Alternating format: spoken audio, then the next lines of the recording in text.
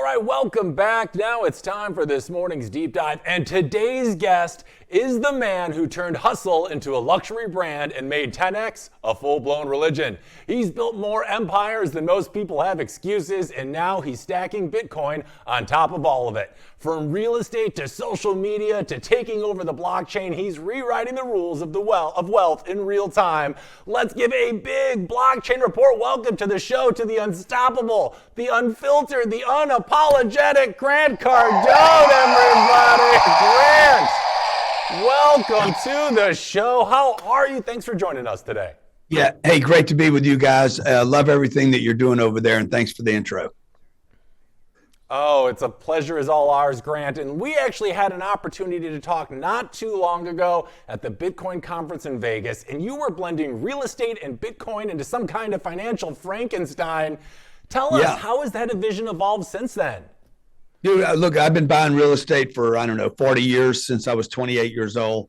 And I've always looked for a way to, how do I make it better? And there's only so many things you can do with it, right? You can better toilets, better swimming pool, better chlorine, better roof, better windows, better location. But at some point, it's still a piece of real estate.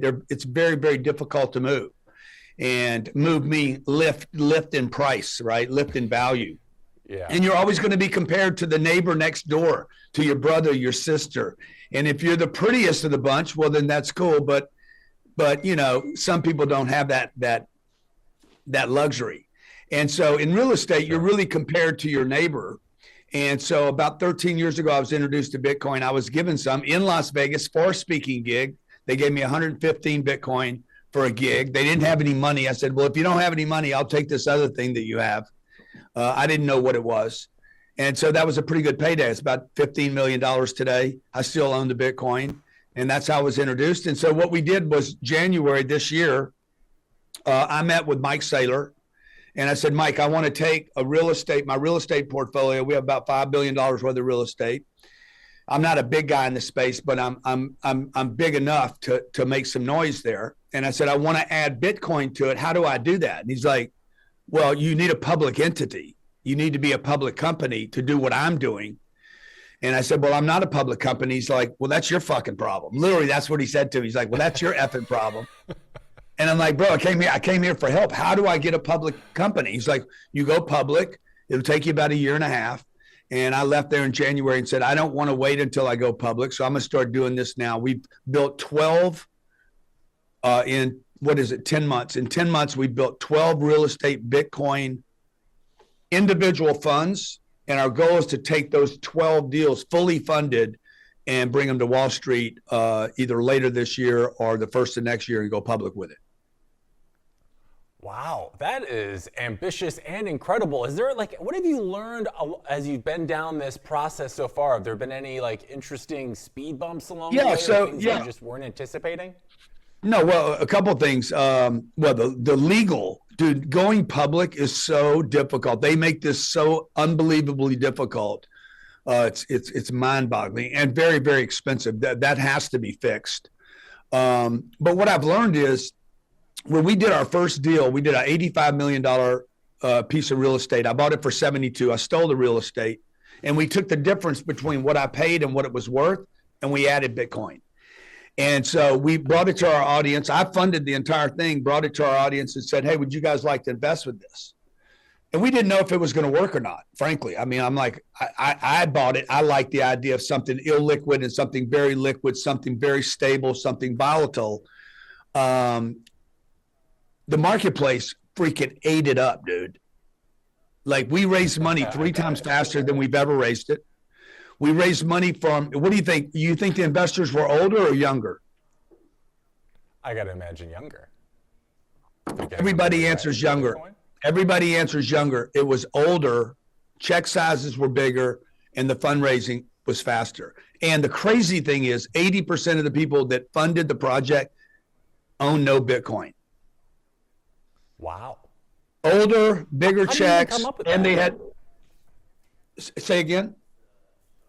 How do you even come up with that idea to say, we're going to take this traditional asset that a lot of people trust, but then we're going to infuse more upside in with Bitcoin? Like, how did this come about initially? Well, what happened was I was in a room on Spaces about 3 years ago, and I was asked to be on a debate panel where we were talking about what's better, real estate, Bitcoin, or stock. And, you know, I no offense, I was probably the loser in the debate because I was defending my real estate. At least from the audience, I think, thought I was the loser. But I walked away from that saying, hey, why have one of them if you could have all three of them? Why not put all three together and not argue? It's like, who's better, Superman or Batman or Wonder Woman? Fucking put them all on one team and call them the Avengers, bro. So we basically have, you know, and I got another reason to go to the movie now. I'm not going to go see another Superman movie, but put them all three together, you know, throw a little sex in there and freaking a little tension. And I'm like, bang, I want to go see that movie, right? Well, that's the same thing with investing. Real estate is a very boring investment, but it's very stable. When you add Bitcoin on top of it, like our current deal's 230 million, and we added 100 million of Bitcoin. The first deal we did was 85-15. This deal is 1/2 real estate and 1/2 Bitcoin. It's a monster deal. It's the largest real estate Bitcoin deal ever done. And we're probably 2 weeks from wrapping that deal up. But how did I come up with it? Because I'm putting together a yin and yang. I'm putting together two super investments. One's very stable and very ancient, 2,000 years old. You don't need to explain it. Real estate, everybody understands what that was, but this many people on the planet understand Bitcoin. I mean, and even fewer really understand it. Like, I don't think I'm one of those people that really understand it. So I blend the two together so I don't have to understand it. I just get to wait for it. Right. Has anyone ever done this with gold? I mean, like, why not use gold as opposed to Bitcoin? Is just Bitcoin provides more upside, and that's kind of what you're looking for to sex up a traditional real estate deal a little bit? You know, Peter, what's the gold guy? Peter Schiff? Yeah, Peter Schiff. So I was on a space with Peter yesterday, and Peter's like, Grant, you should. I said, Peter, how can I get really rich? And he's like, Grant, you're already rich. I said, no, really, really rich. And Peter's like, well, you should add gold to your real estate rather than Bitcoin. I'm like, well, okay, explain, why would I do that? Okay, they're both physical assets. They don't have the yin yang. I want something physical and something intangible. I don't want more physicality. I already have a problem with storing the real estate. And where do I keep the gold? Where do I store the gold? How do I authenticate the gold? How do I know that there's not going to be more gold built? Like they say there's a shortage of housing, maybe, until somebody builds more housing. There's no limitation on how much housing. Now, there's a limitation on my location. If my location's superior, that's cool. But look, I've never bought gold. I'm 67 years old. I've never bought gold. I've never had anybody offer me gold. I've never traded gold. Like, nobody's ever come to me and said, will you take gold for your products or services? Peter was sitting there saying, you should have, you know, people in the future are going to pay gold for their leases. I said, no, they're not, bro. Like, how do I take gold for a lease? It's insane, but I could take Bitcoin because it can be fractionalized down to $1,108.57, right? You just can't do that with gold. Right. So that's why I would say don't do it with gold. Yeah, no, that makes a lot of sense. And you're on record as kind of telling people, don't be stupid, don't sell Bitcoin for gold. So it begs the question, Grant, from your seat, are you seeing that transition take place? Are people becoming a lot more open to having Bitcoin as an investment or an alternative investment to gold than we've seen in years prior? Like, what is that looking like to you right now? Well, I think the biggest problem with the Bitcoin community is you guys are trying to educate people on Bitcoin. I'm not saying you, but the Bitcoin community is trying to educate people on coins. You're talking to people who don't understand what you're talking about. It's like you're talking to me about the internet. Okay, you remember that guy there was a TV show where they said, "What is the internet?" You know, and nobody could explain what it was. That's where we're at. You're trying to explain.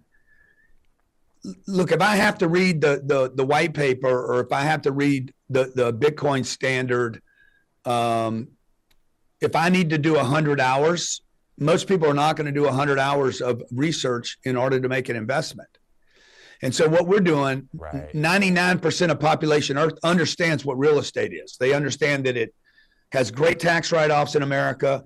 It has cash flow. It's very, very hard to displace. It's extremely stable. People live there. I don't need to explain to people at this address, people live in that property. That's that. Now, when you go to Bitcoin, I got to explain what it is. What is the blockchain? Right. What is Bitcoin? What is crypto? What are coins? How is it held? Who holds it? Like, there's all these explanations. But when I take the two, like when somebody invests with us in this Boca deal that we're doing right now, this Boca Bitcoin deal that's 330 million, we spend this much time talking about the Bitcoin and that much time talking about the real estate. You're buying the real estate and you get some Bitcoin. And then every month, rather than distributing cash flow, we buy more Bitcoin. The Bitcoin's a lottery ticket. It's a hope note. It's if we get lucky and it goes to the moon, guess what? Our real estate bought our Bitcoin. So that's what we're doing. We're basically, I think that I'll end up onboarding more people in Bitcoin in the next 13 months than have been onboarded in 13 years. Yeah, I think you might be right. The easiest way to get people to wrap their heads around what this is to show how it's used in practice. And in your orange pill in the world right now with this amazing new financial Frankenstein that we're just so excited about. And it's a big idea, and you are certainly no stranger to big ideas. So I kind of want to shift topics a little bit here, Grant, because something I wanted to talk about with you was you recently posted about China's new mega bridge that they're building. And so it kind of begs the question, like, when do you think America is going to get back to building bold things like that again? Like, what's it going to take for this country to get its 10x swagger back? Because I feel like we're losing it a little bit. Bro, we haven't lost it a little bit. We've lost it a lot. We've gone from building the greatest infrastructure. We hadn't built shit in this country in years. Nothing. You see China build the tallest bridge in the world. They did that in what? How many months did they do that in? Not very much time at all. They're building. It was crazy. They sent 1,500 workers out there, and they built stuff overnight. It's crazy. Yeah. They look at Dubai. Look at the Middle East. They're building. We're not building anything in this country. We're too busy figuring out how to fund somebody's dick surgery. You know, hey, build a bridge, man. Let's build infrastructure. Let's have taxes rather than funding other countries. Rebuild. They're going to rebuild Gaza. You know that's going to cost Americans money. Then they're going to go rebuild Ukraine. What about rebuilding this country, our infrastructure, our highways and bridges? Let's build some cool shit. You go to New York City, man, it looks like an old ancient city. They can't even pick up their trash there. So it's disgusting what's happened to this country. And that's why when you see that, you're like, wait a minute, we should have the newest of everything. And it's just a lack of commitment from our leadership. We're so divided in this country. So many people making excuses for why they don't have what they could have. And you open this with I have more successes than I have excuses. That's exactly right, dude. Like, I have no excuses, none, and nobody else does. If you're a white male, and you live in America, there is zero excuse. But if you're anyone, any color, any sex, and you got heart and you got compassion, you got grit, you can be successful in this country. I don't care where you come from. I came from nothing, man. Yeah. No, I think this is still, I'd like to think, a country where anybody can pick themselves up by their bootstraps and make something of themselves if they're willing to put in the time and effort. And you're right. I mean, we're kind of running out of excuses for the country, let alone ourselves at this point. And let's say you had the ear of the prez right now, Grant. What would be something you would tell him that you think he should do in order to truly make America great again and bring back the swagger of days of yesteryear? Is it rebuilding the infrastructure? Is it maybe something else? He wouldn't be the guy I would talk to. I wouldn't worry about Trump. Trump's already got the swag. He's got the 10X think. He's wanting to do exactly what I'm talking about right now. Now, if I was in New York City and I was talking to the mayor of New York City, which, you got a communist over there running right now, I would tell whoever's running in New York City or the people that are trying to run for governor in California, you guys got to quit pussyfooting around and just tell people the truth. Look, if you want $30 an hour, you will lose in this country. If $30 an hour, which is what Madami is promising the people in New York, $30 an hour and free bus rides. If you settle for $30 an hour, okay, you deserve to be abused.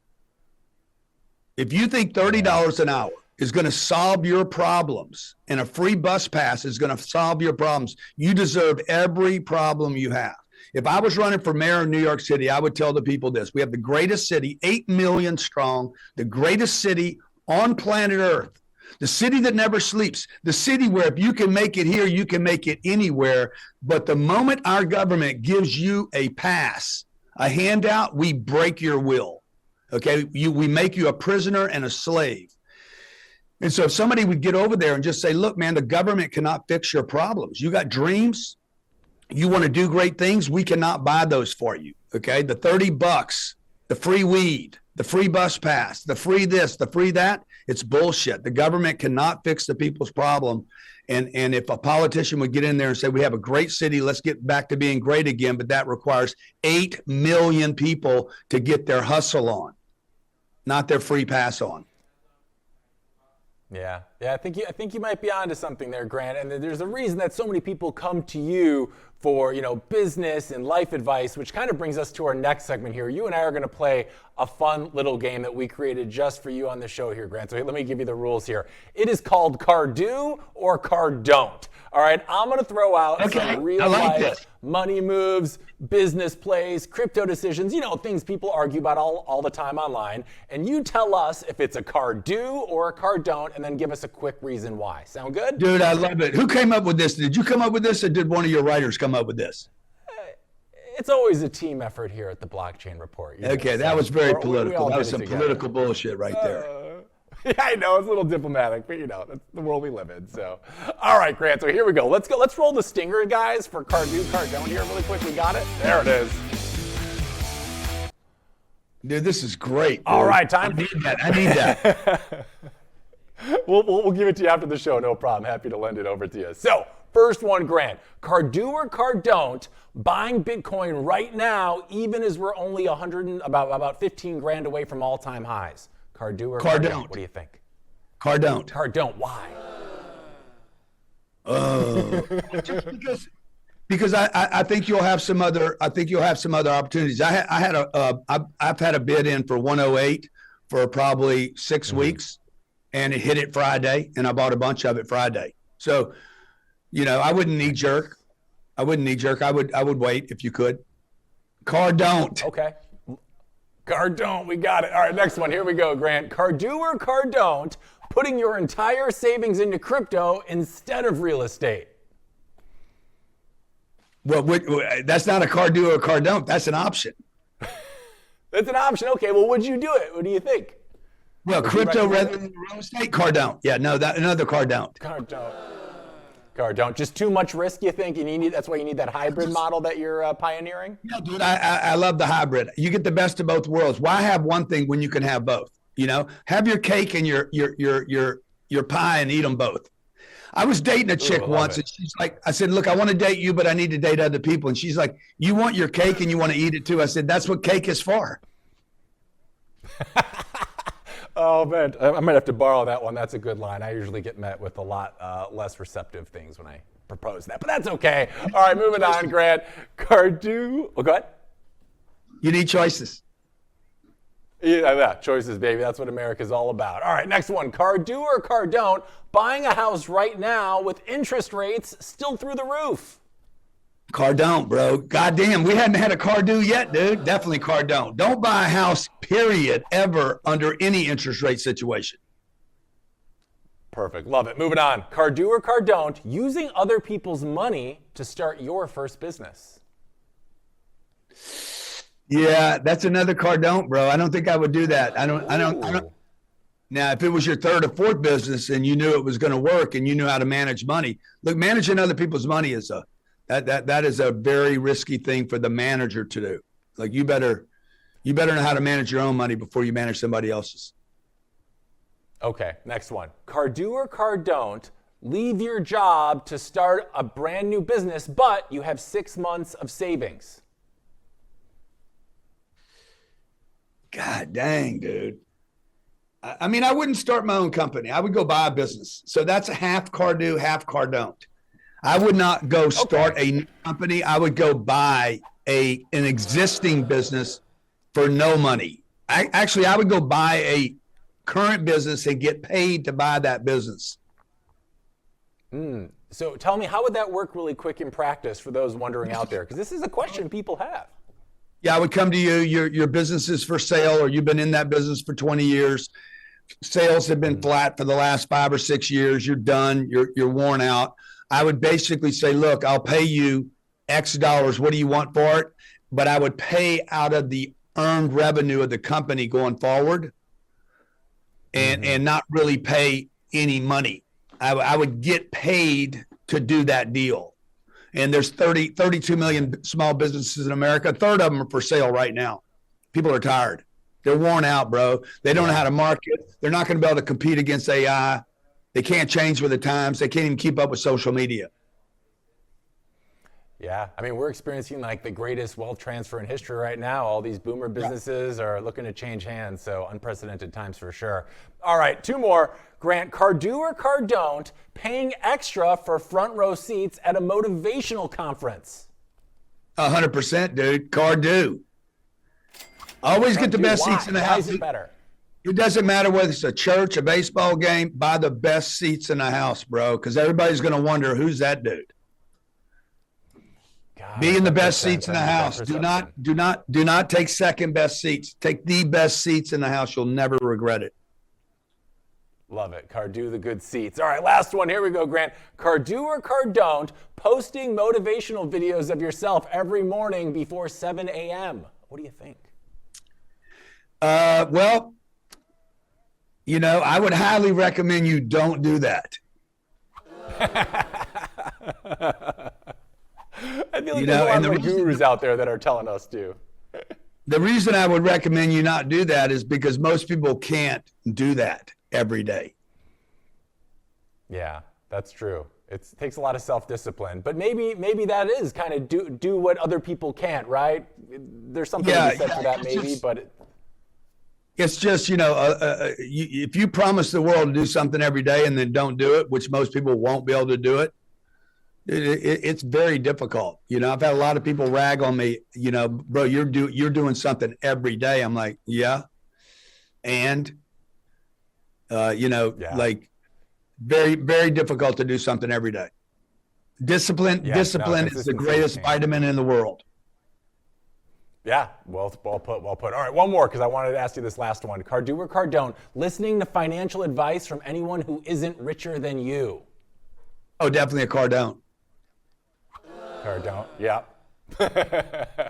Yeah, I think we're both on the same track with that one. You know, but sometimes people have good ideas. You know, you never know who like the next, you know, Zuckerberg or Altman would be, but those are rare cases. So I think you're probably right on the Cardone. So that makes a lot of sense. All right, we're going to stop this game and move on here, Grant. So I want to talk a little bit more about your most recent endeavor. I mean, you're literally turning rent checks into Bitcoin. We chatted about it earlier a little bit previously. Now, that kind of might be the most like 2025 version of passive income I've heard just yet. And for someone who's not running a $1 billion real estate fund, how could the average person maybe start doing a smaller version of that? Do you see that as being possible even? Yeah, no, I don't see it as impossible. You would buy a smaller version of what we're buying. It wouldn't be a $300 million deal. It would be maybe a $30 million or a $3 million deal. It's the same math. Okay. And let's say it was a $3 million deal. It was an apartment complex in Indianapolis, and it's, you know, $150,000 a door, bought you 20 units. You would put 20% down, maybe 25% down on that purchase. And on top of the 3 million, you would just add a little bit of Bitcoin to the purchase. So rather than the $3 million paying 6%, it would pay out 4 or 3. Because you stack some Bitcoin on top of it. So rather than earning, see, basically what I'm doing with the real estate is I'm taking a fiat creating machine, and I'm converting the real estate as a fiat machine. It collects fiat, and I take that fiat and I convert it to Bitcoin. And so I end up with a fiat machine, which is all human beings do, by the way. Whoever's ever bought Bitcoin or any altcoin, you converted fiat to something hopefully better. I've been collecting fiat since I was 8 years old. I collect the fiat and I want to convert it to something better, a savings account, an investment. I think converting the fiat to either real estate or Bitcoin, these are both very, very difficult to rebuild. One has an actual use, a proven use to live in it. I can't live in Bitcoin. I have to live someplace. Even if you had all the Bitcoin you wanted, you would still need to convert some of it to live in a place. And and so I think I get the best of both worlds. And somebody can do that with $3 million. Look, there's going to be a world you live in the future where when you get a mortgage on a home, which I don't advise, but if you do it, because you'll probably want to do it, you will do it rather than paying principal mortgage insurance on a portion of that loan to protect the mortgage. They're going to require you to hold, a half a Bitcoin or a quarter of a Bitcoin or a tenth of a Bitcoin in order to ensure that mortgage is paid off in the future.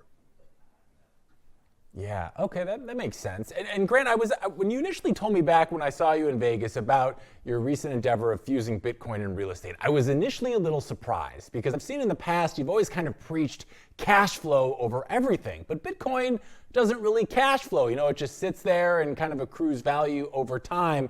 So, are there other ways you think other than what you're doing right now that are there other things investors should be doing to make money every month? While also, having this upside that Bitcoin provides? Because it seems is that kind of what sold you in this idea? Like, normally it seems like Bitcoin wouldn't be necessarily something you'd be interested in, but because you fused it with a cash flow producing asset, is that how it makes sense to you? Yeah, if you need passive income, if you need income to live, this investment is not the right one for you. But for some people are like, I have enough cash flow. Cash flow is not my problem. I have cash. I make investments. I want to get rid of money. Okay. Like I'm trying to get rid of money. Some people actually have the problem of too much money. This dying. 80% of all women's savings is in cash accounts. It's ridiculous. It's a complete waste of money. You have hundreds of trillions of dollars sitting in cash accounts, money accounts. You have $38 trillion sitting in a bunch of IRA and 401k accounts. Most people don't even know where the money's at. Some of that's sitting in money markets that's earning 2 or 3%. You're losing money on those accounts. So for me, I have more cash flow than I need today. The first target in creating wealth is, one, I want to earn income. Second thing is I want to take the income and I want to go convert it to something better. I don't want money. I don't have any money in my pockets today. If I have money, I spend it. So I don't really want money. So I get money and I go, boom, I go invest the money in the beginning to create wealth. You want money to convert to assets, not convert to a living standard. I don't want my earned income to buy a new shirt. I want my earned income to become an asset and take the old t-shirt I was in yesterday and go earn more money. But what happens is most people earn money and improve their quality of life. You shouldn't do that first. You should earn money, improve the quality of your assets, and the assets would start dripping you cash flow that would improve the quality of your life. The quality of my life is improved. I don't need more passive income. That's how I improve the quality of my life, through passive income. If I want to watch, new shoes, take care of my kids, buy a new house, buy a plane, I have to do it out of passive income. But at some point, bro, you get the plane, you get the house, you get the shoes, you get all the shit you want. Then you end up with more cash flow and you're like, what am I going to do with that? And I'm converting that to Bitcoin. Look, if I'd have been doing that for the last 8 years, rather than converting cash to cash, I would be worth about $38 billion today, rather than the palsy 1 or 2 bricks that I have. Palsy, yeah, I love that. I would take that. That sounds pretty good, though. And something else I wanted to chat about with you, Grant, because it's kind of been the talk of the town for the last couple of years now, is AI, right? And you've built your career on sales and leadership and people, but now it's seemingly AI is showing up to every business meeting like it's the new intern. So my question for you is, where do you think humans still have the advantage, and where should business owners actually lean into all this AI tech we're seeing developed every day? Well, I think the AI thing is overblown personally. And, Facebook started this when they had some issues, some press issues about 5 years ago. They changed their name to Meta. We're a long way from the metaverse. Right. Okay. I can still ask my phone questions. It cannot come up with the answers. I can ask AI to tell me what the rents are in Texas. It can't come up with the answers. Like, we're a long way from this AI metaverse. I asked for weather. I still can't get a report on weather. Look, replacing me, the individual human being with creativity, replacing whatever my mind is able to conceive and dream of and then go out and create. AI didn't create this real estate Bitcoin hybrid fund that I created. I did. AI did not suggest that I combine real estate and Bitcoin. I came up with that idea from watching and looking for opportunities. So the AI, if you never ask AI a question, it ain't going to do shit. So who's asking the AI the question? So will it one day? Will AI ask its own questions one day? And maybe, but until it figures out how to do that, dude, I'm driving this machinery. If I can dream about it, I can do it. If I can see it, if I can look for it, I'll see it. And I would just tell people, man, don't worry about AI. Worry about becoming the best version of yourself. And there's going to be, I think we end up with a big AI bust like we had an internet bust back in 2000. Yeah, I agree. It's kind of starting to feel a little frothy at the top, and it's where anybody who puts AI in their .ai in their website name is getting funding or something right now. So I feel like this bubble's going to pop a little bit, but we'll see how it plays out. All right, Grant, so what we're going to do now is, as a man who's just always seemingly a step ahead or is seeing where the world is moving and providing, answers for that world, I wanted to play another little quick game with you here.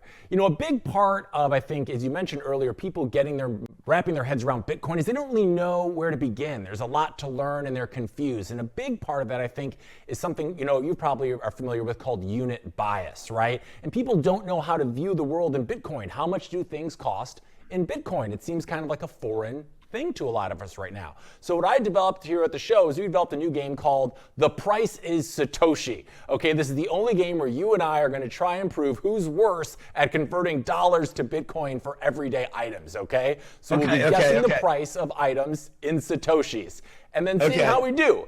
So we'll display a few items and let's get to it. So let's go to our first item here, guys. Closest guess wins bragging rights. Loser has to admit they still think in dollars like a fiat clown. All right, so let's bring up the first one here, guys, and let's bring me to camera 3 maybe, if we could, please. All right, here we go. So, Grant, we have some dish soap here. What would you think dish soap would be in Satoshis? Remember, there's 100 million Satoshis in one Bitcoin. There's what? How many? 50 million. Okay. 50. So there's 50 100 million Satoshi. 100 million. It's 100 million in in one Bitcoin. Yeah. 100 million, right? So, correct. So I'd say so how 6 many million. Satoshis 6 million. do we think that'll be? I think that's 6 million. 6? Yeah. Okay, so the price of the dish soap, let's go to the next slide, guys, is $1.49, which equals 0.0001296 Bitcoin, or about 1,300 sats. So we got kind of a baseline now. Yeah. But what kind of soap do you buy, bro?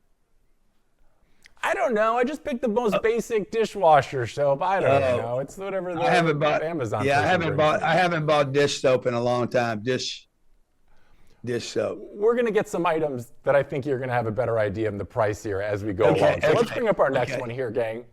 Our next here, we have a toaster, a simple household toaster. What do you think that costs in sats, Grant? I think that's going to be like 3,000 Satoshi then. 3,000 Satoshi. Okay, so the price of a toaster, we have it at $40. It might be an expensive toaster. I don't know. They're saying it's about just under 35. Yeah, 3,500 sats. Okay. Now we're going to get into your ballpark here a little bit, all right? So our next item here, we have a full set of Titleist golf clubs, all the irons, the woods. What do you think these would be priced in Satoshis? I think that would be Titleist clubs would be, that's going to be about $3,000, I guess. So it's going to be about 260,000 Satoshis.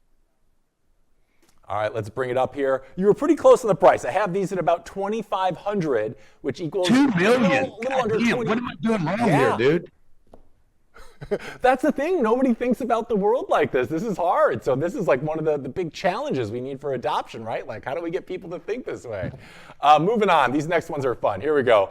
This next one we have is a 2025 G-Wagon. Grant, what do you think that is going to cost in Satoshis or Bitcoin? You know, like you could do 12.8 Bitcoin. Well, it's 175,000, so it's going to be 152 million Satoshis. All right, let's bring it up. You were right on with the conversion. I had this priced at 148. I think it's the base model. Okay, but yeah, about 120. Yeah, you didn't get the AMG package though. I didn't. I skimped. It was all I could afford, Grant. I'm doing my best over here, you know. Okay. All right, last one. Here we go. That's right. All right, last one, Grant. Here we go. We have a base model Gulfstream jet. This is the basic model Gulfstream jet. What do you think it's priced? Well, you know, which one is it? Is it a 200, a 550, a 500, a 600? It's a 2. I think it's like a 280. Yeah. Oh, that's a 280. That's a $20 million ride, brand new. It's 17 billion. Okay, let's take a look at the numbers here, guys. We have it priced at 25 million, so you weren't far off. Yeah, at about 21, 22 billion Satoshis. So yeah. Whoever's doing your math, though, dude, whoever's doing your math does a different conversion on every product. We had it at, I think, at 115 at the one. I should have mentioned that earlier. It was at about the 115 level, so the math might have been off. But either way, I appreciate you humoring us. That I think is like one of the biggest challenges we're facing right now. Or, bro, you just got a retard doing the math. One of the two. It's our intern. I'll fire him. I fire him every episode pretty much. All right, Grant, and we're kind of wrapping up our time here with you, but we do want to play one final game that we do with all of our guests. So let me set it up here for you. As you know, this has been a very unique year for Bitcoin. You've been in the space for a long time. 2025 had a lot of interesting narratives. We're seeing institutional adoption, government tailwinds that we've never seen before. So with that in mind, we are getting some crazy price predictions from everybody and their mother out there as to where Bitcoin will be by the end of this year. So my question to you, December 31st, the clock strikes midnight on the year 2025. Where do you see the price of Bitcoin headed at that exact moment? And we actually have a whole leaderboard here, and whoever gets closest, we're going to send a personalized Roxom Patagonia to. So I'm hoping it's to you. Dude, so I got to win. You can see on our list. I have to win that, dude. I have to win that. I'm going to say 134.78. Ooh, 134.78. So you're with me more on the conservative end. Now let me ask you, the most recent drawback that we saw this past Friday, does that have anything to do with it? Was your price target a little higher and now you've had to lower it? Or is this kind of the track you've been on this entire time? It's kind of the track I've been on, dude. Just the track you've been on. By the way, I'm not getting rid of it. Yeah, I'm not getting rid of it. If it hits 175, I'm not getting rid of it. But you know, that's the beauty of the hybrid. The hybrid is I have a real asset that is gonna. We don't trade our real estate. Like when you buy a great piece of real estate, you don't get rid of it. And if you're gonna buy a great asset, if you guys really believe in Bitcoin and what it can do, why would you get rid of some? I haven't sold any. I've never sold a piece.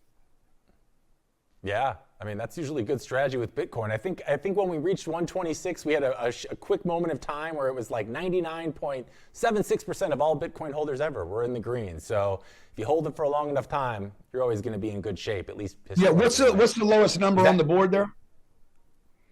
The lowest bid we had was 130 by Christine Lee, and the highest was Knut Svanholm at 443,000.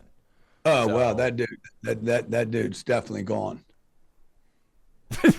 I mean, yeah, I appreciate his optimism, though. I always tell him, you know, if you're right, I'll be picking you up in my new submarine this year. So, yeah, one day, you know, I can't wait till he's right. I know, me too. Let's get back to camera one, guys. We got Grant's guest in here, so we'll put that in the books. All right, Grant. So it's about our time is about up here. But before we let you go, you have all these amazing new products, specifically within the real estate and Bitcoin space. And I'm sure there's a lot of people in our audience that would love to kind of kick the bucket around those and learn more. Is there a good place I can send them where they can get more info on that or whatever you're up to currently? Yeah, go to cardonecapital.com. You'll see our current deal there. It's a 336 unit property, best in class trophy asset in Boca Raton. Fantastic piece of real estate that you can never build there again. It's $235 million that we bought out of bankruptcy, and we stacked $100 million worth of Bitcoin on top of it. We're going to take that, hopefully by the end of this year or early next year, take it public. So we're going to convert your shares into stock shares and take it public, and you'll be part of the first ever public real estate Bitcoin hybrid treasury. Amazing. Well, Grant, I got to tell you, it's really amazing watching you and witnessing you making history here in front of us. And hopefully we'll see you sometime in the future to talk about how it's going, because I think the world is waiting and watching for what you and are going to do next. So thank you so much for your time. It's a blast getting to chat with you.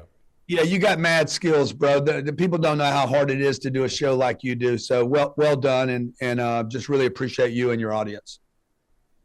And we appreciate you, Grant. Thank you so much for taking the time, and I hope you 10x the rest of today, my friend. Appreciate you. I will, man. Thanks. Cheers. Okay, and we'll be right back after this, guys. Stay tuned. More Blockchain Report coming your way.